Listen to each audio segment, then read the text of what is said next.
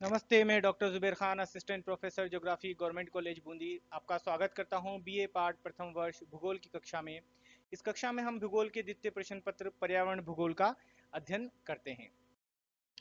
पिछले वीडियो में हमने इकाई 2 के प्रथम अध्याय में पढ़ा पारिस्थितिकी तंत्र के बारे में। उसमें हमने ये जाना कि पारिस्थितिकी तंत्र किसे कहते हैं। आज हम इसी के द्वितीय अध्याय में पारिस्थितिकी तंत्र के प्रकारों के बारे में अध्ययन करेंगे। पारिस्थितिकी तंत्र के प्रकार। जीवमंडल में अनेक प्रकार के पारिस्थितिकी तंत्र पाए जाते हैं। आप जानते हैं कि जीवमंडल भी अपने आप में एक वृहद पारिस्थितिकी तंत्र होता है, जो संपूर्ण पृथ्वी के अंदर तीनों मंडल, चाहे वो स्थल मंडल हो, चाहे वो जल मंडल हो, चाहे वो वायुमंडल हो, इन तीनों मंडलों में जहां जहां जीवों का विस्तार पाया जाता है उस मंडल को हम जीवमंडल कहते हैं। और हमने पिछले अध्यायों में ये अच्छे से पढ़ा है कि पृथ्वी के ऊपर जीवमंडल अपने आप में एक वृहद पारिस्थितिकी तंत्र के रूप में कार्य करता है। अब इस वृहद पारिस्थितिकी तंत्र में अनेक प्रकार के अलग अलग पारिस्थितिकी तंत्र पाए जाते हैं। इस अध्याय में हम यही अध्ययन कर रहे हैं कि वो अलग अलग प्रकार के पारिस्थितिकी तंत्र कौन कौन से हैं और उन्हें किन आधारों पर अलग अलग प्रकारों में विभक्त किया जाता है।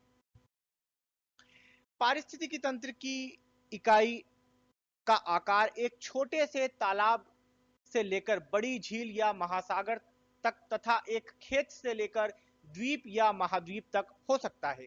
अर्थात इसके फैलाव की कोई निश्चित सीमा नहीं होती। हम ये नहीं कह सकते कि पारिस्थितिकी तंत्र इसका विस्तार यहाँ तक है। वो एक छोटे रूप में, एक छोटे से तालाब के रूप में भी हो सकता है और एक अत्यंत विशालकाय रूप में, वृहद रूप में, एक महासागर के रूप में भी वो पारिस्थितिकी तंत्र हो सकता है। अर्थात हम पारिस्थितिकी तंत्र की कोई एक निश्चित सीमा का सीमांकन नहीं कर सकते। पारिस्थितिकी तंत्रों को विभिन्न आधारों पर वर्गीकृत किया जा सकता है, जो कि निम्न प्रकार है। वातावरण के आधार पर पारिस्थितिकी तंत्रों को दो भागों में विभक्त किया जाता है। पहला है प्राकृतिक पारिस्थितिकी तंत्र और दूसरा है कृत्रिम पारिस्थितिकी तंत्र।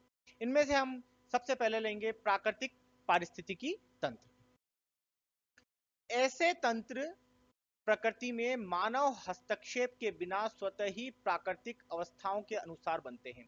हम ये कह सकते हैं कि प्रकृति में जहां भी प्राकृतिक पारिस्थितिकी तंत्र विद्यमान है वो प्राकृतिक रूप से निर्मित है, अर्थात उसको निर्माण करने में कोई मानवीय हस्तक्षेप नहीं है, अर्थात उसके अंदर मानव का कोई योगदान नहीं है। वो पूर्ण रूप से प्रकृति द्वारा निर्मित हुए हैं। उन्हें हम प्राकृतिक पारिस्थितिकी तंत्रों की श्रेणी में रखते हैं। आगे हम चलते हैं कि प्राकृतिक पारिस्थितिकी तंत्र को किस आधार पर और कितने वर्गों में विभक्त किया गया है।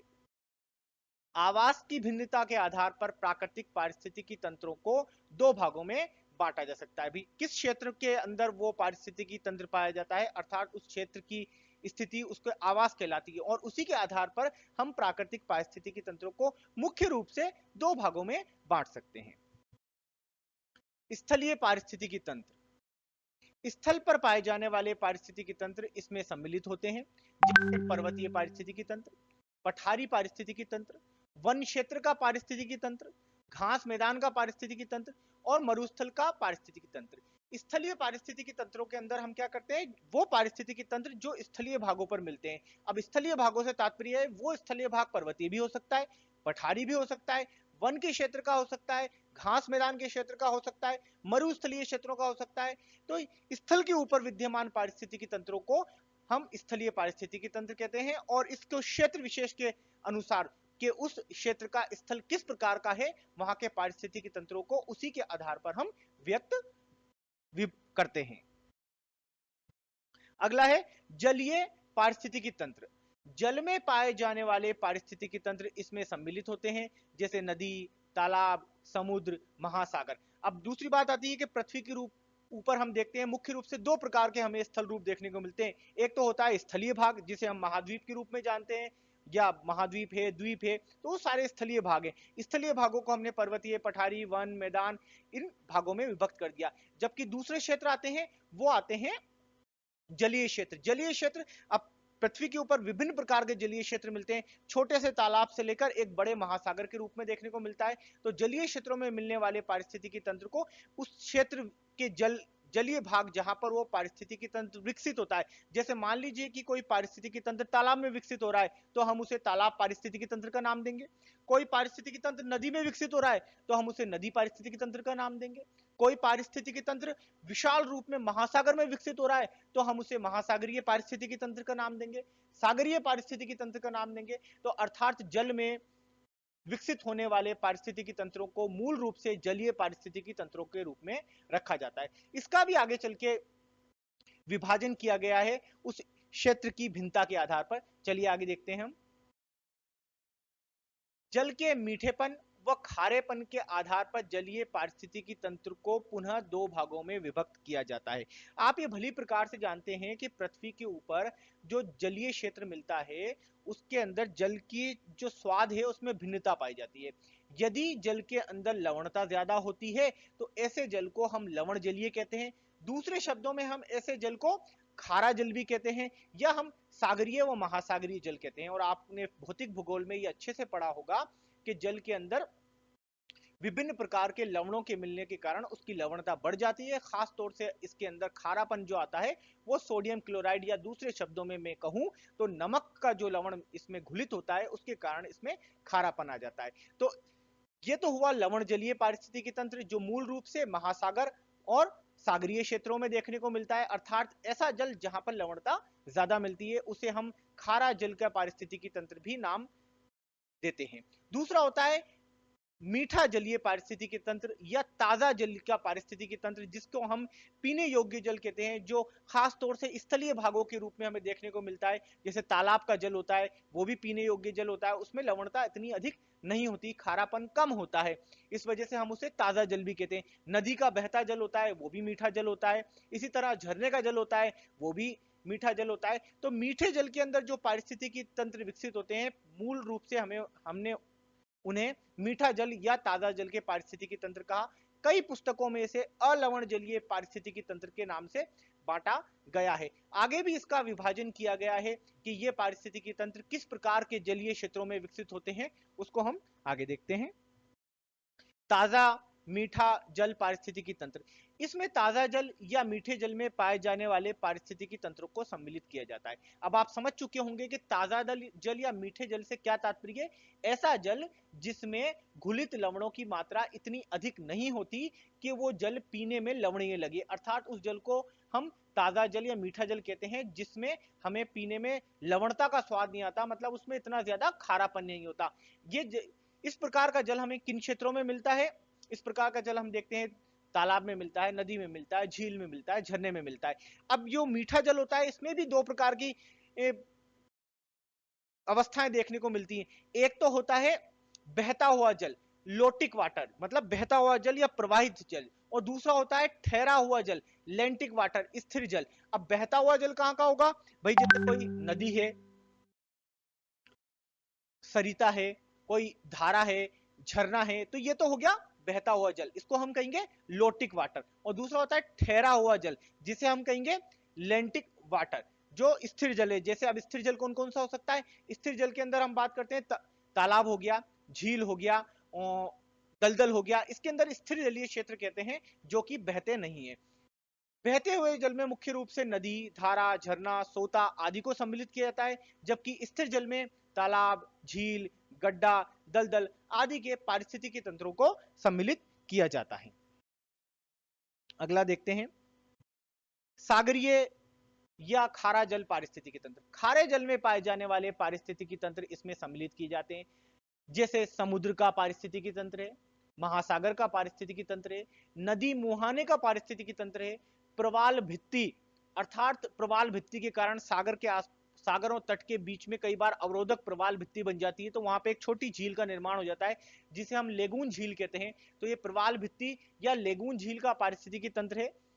समुद्र तट के आसपास आदि जो क्षेत्र होते हैं जहां पे खारा जल पाया जाता है उनमें विकसित होने वाले पारिस्थितिकी तंत्रों को सागरीय जल पारिस्थितिकी तंत्र या खारा जल का पारिस्थितिकी तंत्र कहा जाता है।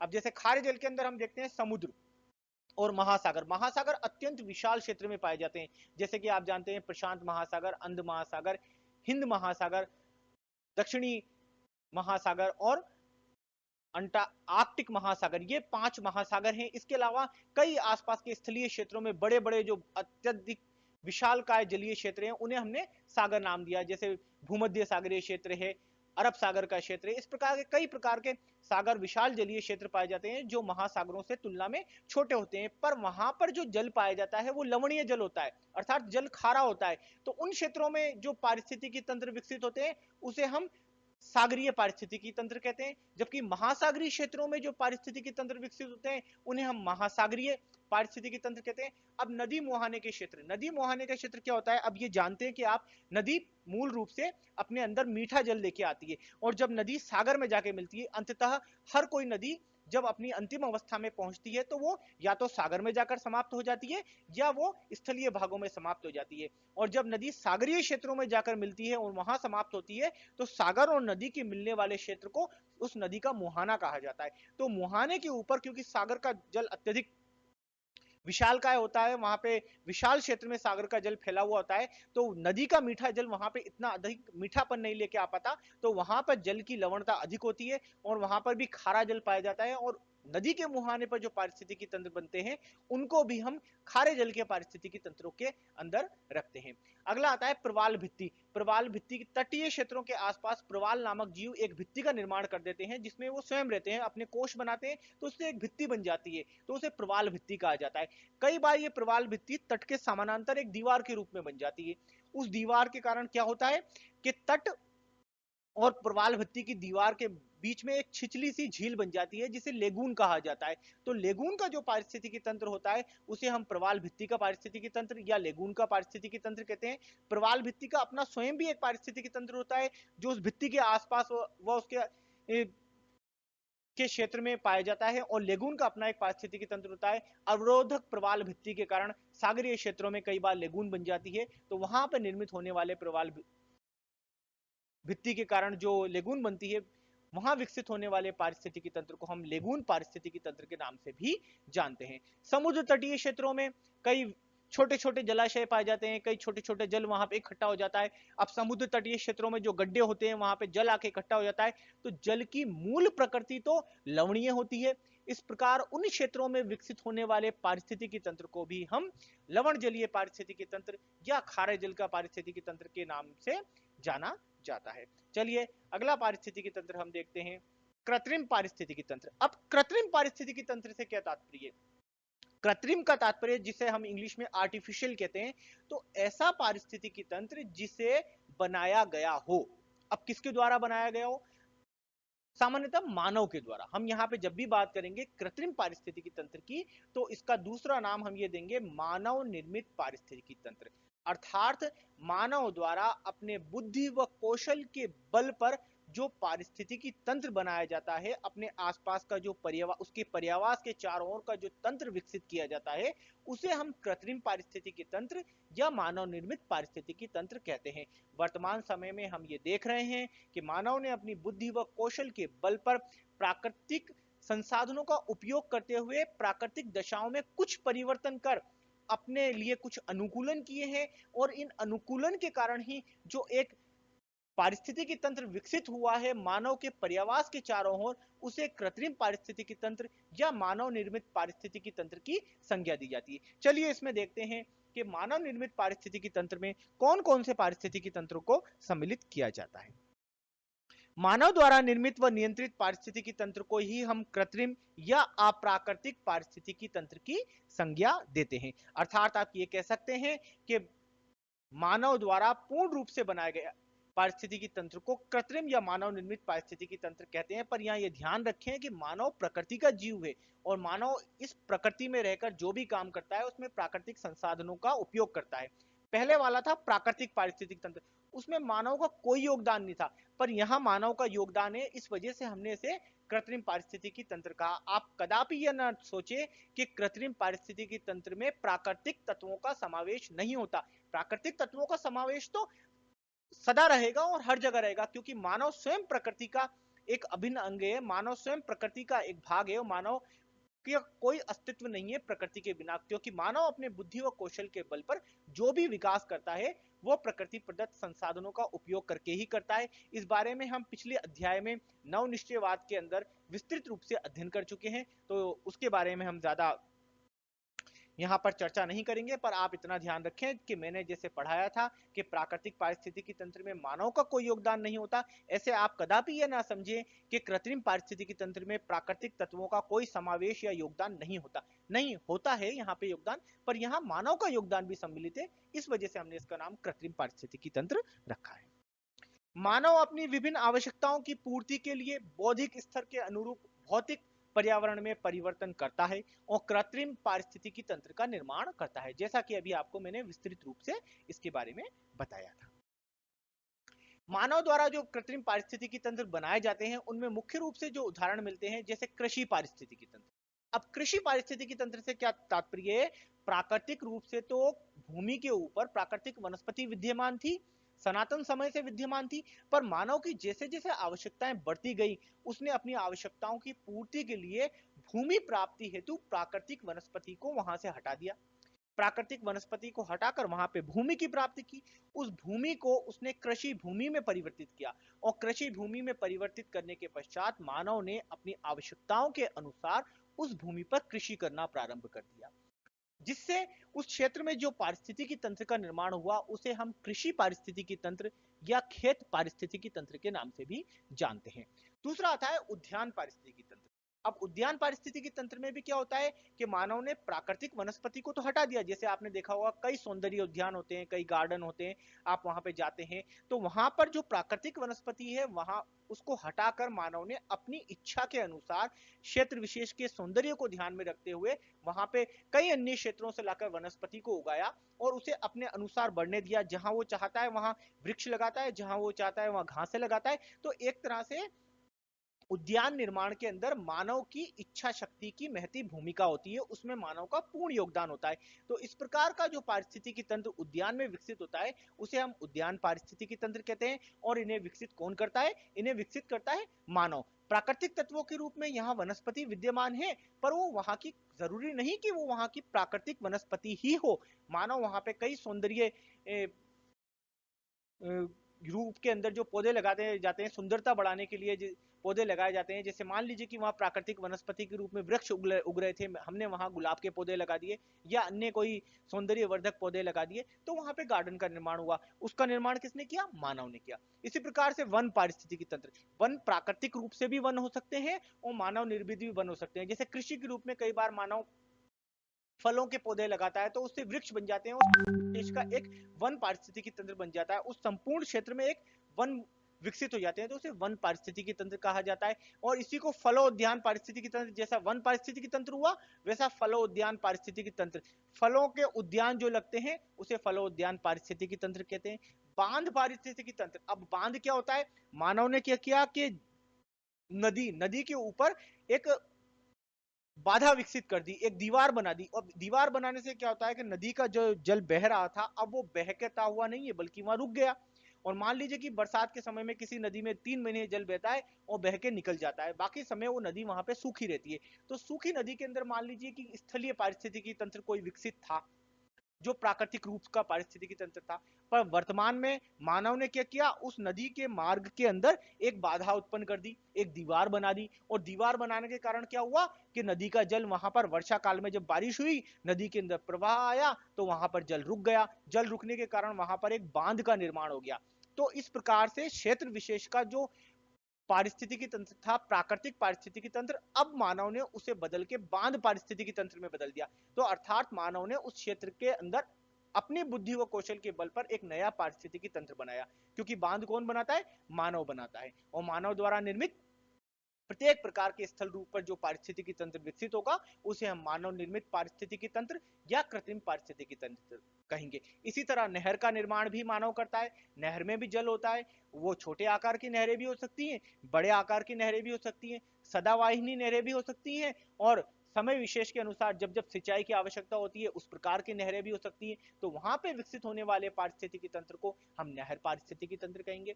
चारागाह पारिस्थितिकी तंत्र, जो चारागाह प्राकृतिक चारागाह होते हैं वहां प्राकृतिक रूप से विकसित होने वाले प्राकृतिक पारिस्थितिकी तंत्र पाए जाते हैं, और जो चारागाह मानव निर्मित होते हैं वहां मानव निर्मित पारिस्थितिकी तंत्र पाए जाते हैं। इस प्रकार से मानव ने अपने बुद्धि व कौशल के बल पर विभिन्न क्षेत्रों में प्राकृतिक परिस्थितियों में परिवर्तन करके जो पारिस्थितिकी तंत्रों का निर्माण किया है उसे हमने कृत्रिम पारिस्थितिकी तंत्र या मानव निर्मित पारिस्थितिकी तंत्र के वर्ग में रखा है। पारिस्थितिकी तंत्र के प्रकार का यह अध्याय यहीं समाप्त होता है। इस अध्याय के साथ में आपको असाइनमेंट या गृह कार्य के रूप में निम्न प्रश्न दिए जा रहे हैं, आप कृपया इन्हें अवश्य करें, तभी आप इस अध्याय में अच्छे से समझ पाएंगे। पहला प्रश्न है, वातावरण के आधार पर पारिस्थितिकी तंत्रों को कितने भागों में विभक्त किया जाता है। इस प्रश्न का उत्तर आप अधिकतम 20 शब्दों में दे सकते हैं, जैसे कि आपकी परीक्षा के अखंड के अंदर अति लघुतरात्मक आता है। वातावरण के आधार पर आपको पारिस्थितिकी तंत्रों को बांटना है। दूसरा प्रश्न है, जलीय पारिस्थितिकी तंत्र पर टिप्पणी लिखिए। जलीय पारिस्थितिकी तंत्र, जैसा कि मैंने अभी आपको बताया, आपको जलीय पारिस्थितिकी तंत्र का अध्ययन करना है और अधिकतम 200 शब्दों के अंदर उसकी एक टिप्पणी लिखनी है। इसे आप अपने नोट्स में जरूर करें। मानव निर्मित पारिस्थितिकी तंत्र पर एक लेख लिखिए। मानव निर्मित पारिस्थितिकी तंत्र, जैसा कि अभी मैंने आपको विस्तृत रूप से समझाया कि क्या मानव निर्मित पारिस्थितिकी तंत्र होता है, कितने प्रकार का पारिस्थितिकी तंत्र होता है, इस पर आप अधिकतम 500 शब्दों का एक लेख लिख सकते हैं और इस गृह कार्य को, असाइनमेंट को अवश्य कीजिएगा। और इस वीडियो को अंत तक देखने के लिए आपका धन्यवाद। अगले अध्याय के नए वीडियो के साथ जल्दी मिलेंगे, तब तक के लिए जय हिंद।